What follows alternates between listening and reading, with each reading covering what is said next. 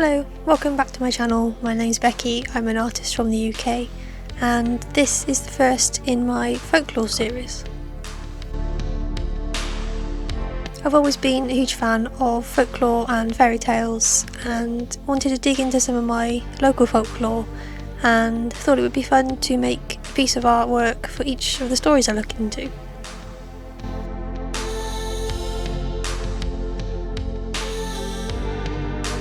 The first story I've chosen is that of Black Vaughan. Now this story varies slightly between the books I have and what I could find online, but I've taken my favourite bits of both books and made the artwork from that.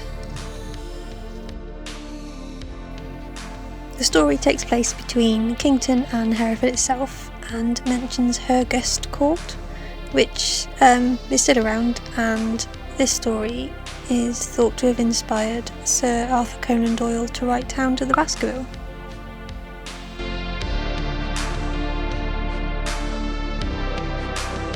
I will read from the version by Ella Mary Leather first and add parts from the other by David Phelps.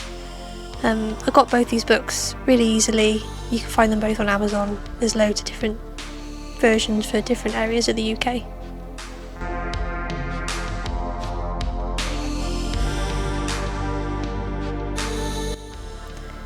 Perhaps the most notorious and troublesome of our Herefordshire ghosts was Black Vaughan of Herefordshire Court, said to be the ghost of Vaughan, whose monument stands in Vaughan Chapel of Kington Church. He was a very wicked man. After his death he could not rest and came back, stronger and stronger all the while. At last he came in broad daylight and would upset the farmers' wagons loaded with hay or corn. He would jump up behind their wives riding to Kington Market. He sometimes took the form of a fly in order to torment the horses. Finally he came into the church itself in the form of a bull. It was decided that something must be done. People went so much in fear of Black Vaughan that attendance at Kington Market was affected and the prosperity of the town suffered. So they got 12 parsons with 12 candles to wait at the church to try and read him down into a silver snuff box. For, the old man who told me the story explained, "We have all got a spirit, something like a spark inside we, and spirit can go large or small, or down, quite small, even into a snuff box." There were present to help delay the spirit, a woman with a newborn baby whose innocence and purity were perhaps held powerful in exorcism. Or they read, but it was no use. They were all afraid, and their candles went out but one. The parson as held that candle had a stout heart, and he feared no man or spirit. He called out, "Vaughan, why art thou so fierce?" "I was fierce when I was a man, but fiercer now, for I am a devil," was the answer. But nothing could dismay the stout-hearted parson, though, to tell the truth, he was nearly blind and not particularly sober man. He read and read and read, and when Vaughan felt himself going down and down and down, till the stuff box was nearly shut, he asked, "Vaughan, where wilt thou be laid?" The spirit answered, "Anywhere, but not in the Red Sea." So they shut the box, and took him and buried him for 1,000 years in the bottom of Herefordshire Pool, in the wood with a big stone on top of it. But the time is nearly up.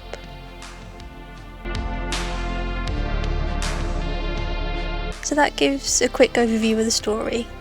The David Phelps one fleshes it out a bit more, adds a bit more detail, some other accounts. I won't read it all, but I will read the extra bits that I took from it.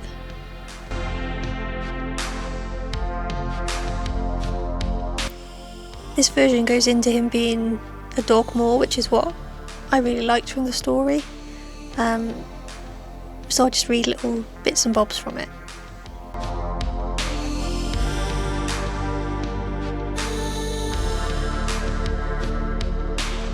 Then the dog started appearing.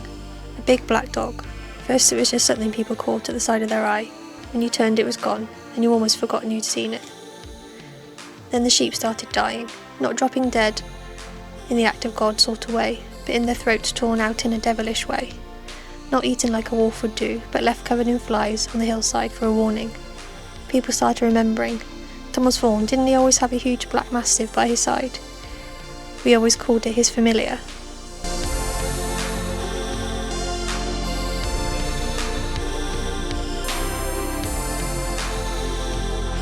Little Hilda was the only daughter of the biller that had lived. A life full of all that was good in the 15th century was hers. All the knickknacks and the pedlars brought from over the hills were there for the asking. Not for her scaring the birds or washing clothes in the stream. For her there was a childhood, such that very few other children in Kington could expect, at least until such time that she was ready to be married. What plans her father had. So when the dog came for her, she was deep in the wood, just for devilment because her mother told her that she should not go there. At first she was not worried by the rustling in the undergrowth. She had heard worse, and she was a daughter of the miller. Then the dog thrust its muzzle out of the brambles, blood dripping from the thorn cuts on its nose, but it did not seem to care, drool dripping in anticipation from its mouth. She turned and ran. She ran quickly, but a dog can run quicker.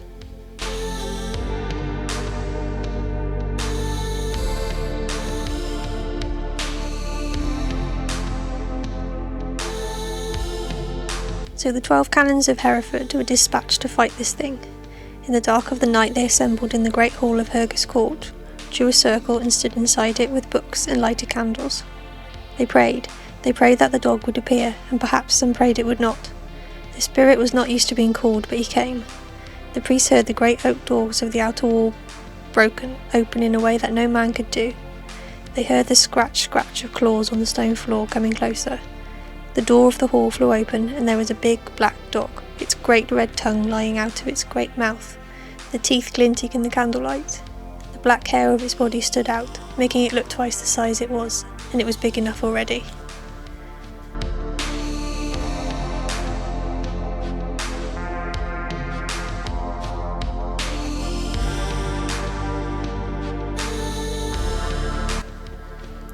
The only real difference to the end is the use of a silver trinket box rather than the snuff box, but the addition of these extra bits of detail makes it easier for me to visualise and helped with the sketching and ideas generation I did at the beginning.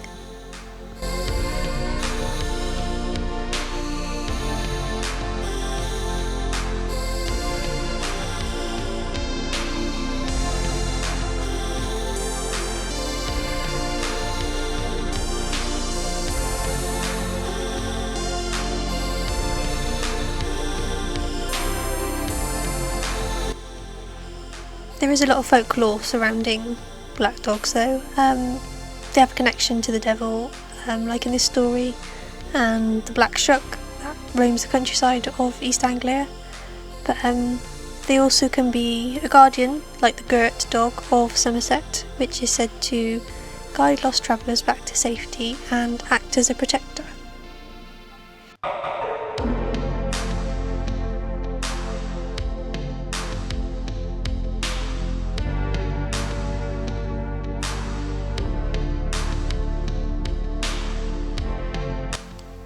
So between them and the huge black cats, possibly panthers, that are seen wandering around the English countryside, there seems to be a lot of enormous wild animals about.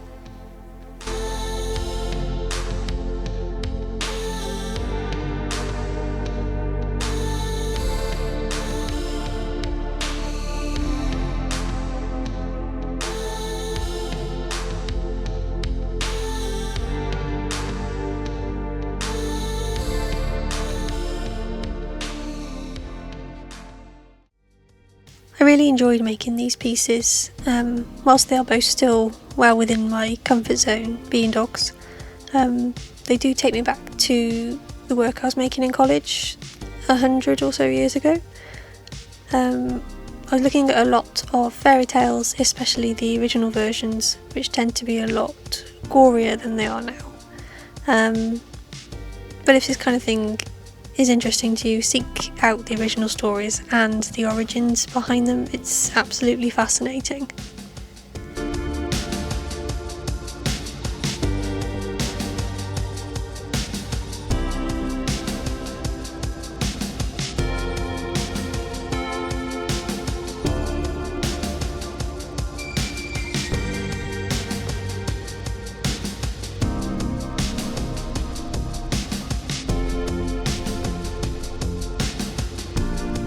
I really liked the sketch for this one, and I didn't want to deviate from it too much. It had like a weird, almost medieval. I mean, if you've seen medieval cats and how weird they look, it gives me that kind of vibe. so I didn't want to change him too much. It's a bit of a different look to anything I've done before, but yeah, he was just so charming as a sketch. I just wanted to try and replicate that, but slightly better.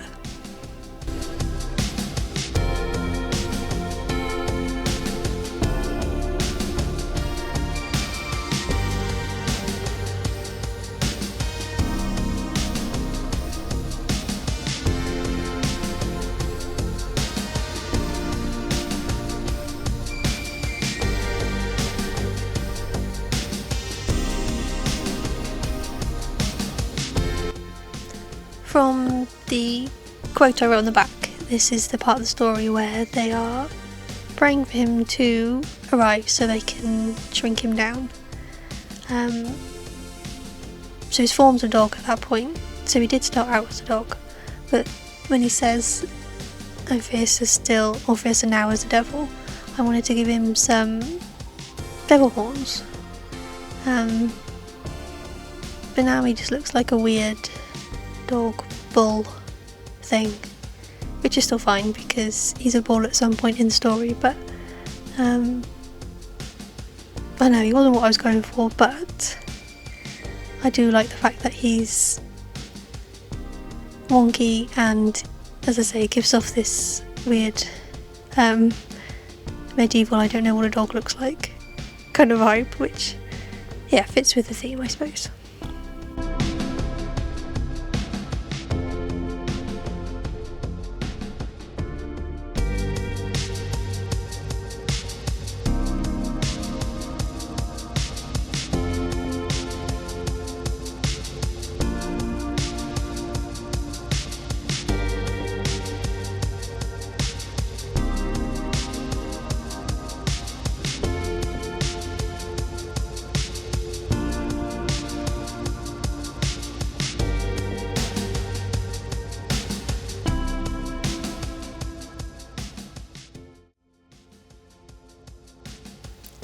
So at this point I thought I was finished. I had filmed all my last bits and bobs, and then I made the mistake of going charity shopping and I found this little guy, a little silver trinket box. So I thought, what can I do with this?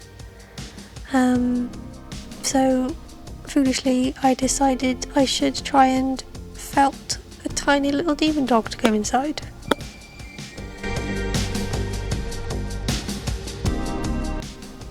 It's been a little while since I've done any needle felting, but I thought, yeah, it won't take me very long. I'll get it done in an hour or so. But it didn't. It took a couple of hours and I stabbed myself a load of times. But even though he's super janky, he turns out super cute and he's now in my trinket shelf.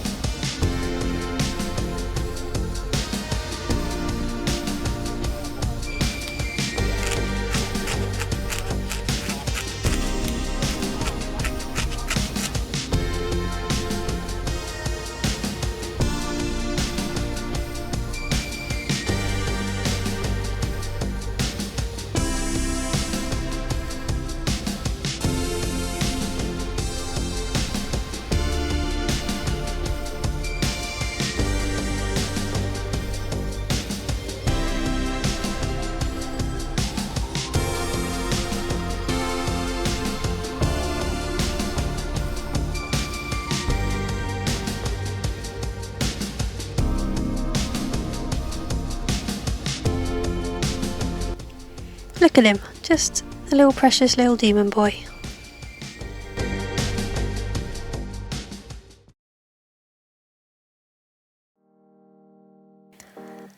So yeah, that's it. That's the first of my folklore weeks. This is me doing some awkward reveals in my bathroom because it's dark everywhere else. As I say, I'm super pleased with them both, and my extra little demon dog. It was fun to do some more, I suppose, more illustrative stuff. I haven't done any sort of illustration-y type stuff for a long time, and it was nice just to have something to respond to, have a story to really dig into and try some new things with.